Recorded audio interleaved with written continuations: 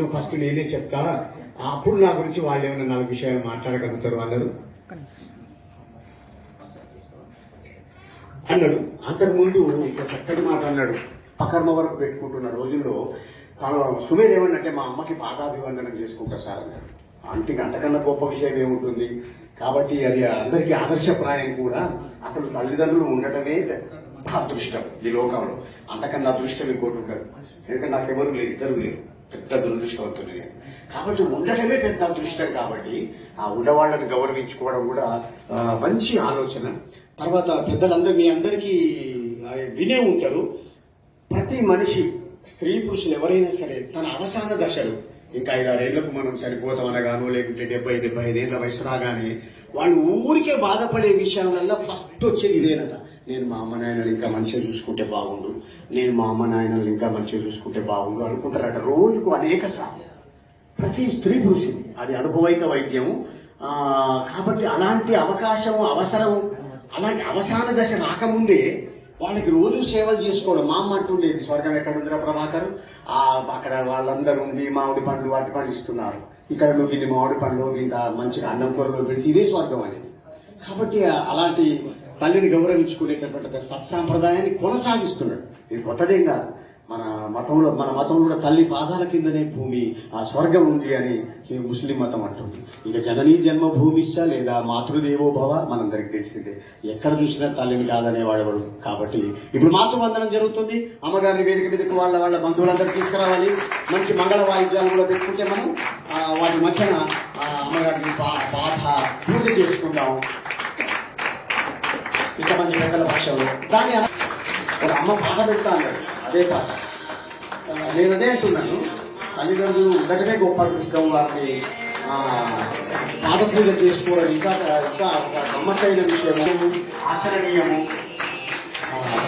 చక్కని వీడియోలో మనకు వీడియో తొందరగా సుమేర్కి ఆయురారోగ్య ఐశ్వర్య ఫలాలు లభించుగాక. అన్నిటికన్నా ముందు మాతృదేవతామూర్తి యొక్క కృపా కటాక్షాలు లభించుగాక. మనం అందరం మనమే కాదు ప్రకృతి కూడా కోరుకుంటుంది. కొంచెం అభినందనలు మీకు మరొకసారి మా అందరి పక్షాలు కూడా మీకు అభినందనలు అమ్మా. ఇది ఒక సుమేర్ చేస్తున్నదే కాదు, మేమందరం కూడా మనసులో మీకు గౌరవాలు తెలుపుకుంటున్నాం. నువ్వేనా ఇంతమంది ఉన్నా ఫోటోలు ఎట్లా వస్తారు, పక్కన నిలబడతారు ఫోటో.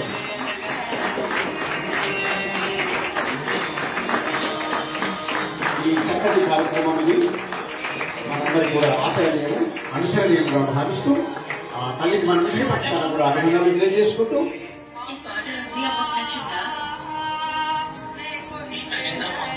ఇక సుమే 2 నిమిషాలు 3 నిమిషాలు. సభకు నమస్కారం. నేను ఎంఎస్ఆర్ మొహమ్మద్ సుమేర్. ఏదో మారుమూల ప్రాంతంలో పుట్ట. ఇంటర్మీడియట్ ఫస్ట్ ఇయర్ అయిపోయింది. సెకండ్ ఇయర్ లో బ్రాంచ్ మార్చారు. బ్రాంచ్ మార్చిన తర్వాత డాడీతో దిల్సుఖ్ నగర్ నుండి అమీర్పేట్కి ప్రయాణం. డాడీతో ప్రయాణిస్తున్న టైంలో నేను పడుకున్నాను ఆటోలో. పడుకునే సమయంలో డాడీ లేపి ఇది అసెంబ్లీ, ఇది రవీంద్ర భారతి అని చూపించారు. అది 26/6/2022. ఆ రోజు నేను రవీంద్ర భారతి చూశాను. ఆ రోజు నుండి నేటి వరకు 233 సభలలో మాట్లాడాను రవీంద్ర భారతిలో నేను. దాంతో పాటు అది మొదలుకొని ఆ రోజు నుండి మొదలుకొని నేను రవీంద్ర భారతిలోకి జూలై 31, 2022 రోజు నేను రవీంద్ర భారతిలోకి అడుగు పెట్టాను. ఆ రోజు నుండి నేటి వరకు రవీంద్ర భారతితో నా ప్రయాణం సాగుతూనే ఉంది. అలా మొదలుపెట్టిన ప్రయాణంతో మోటివేషనల్ క్లాసెస్ చెబుతూ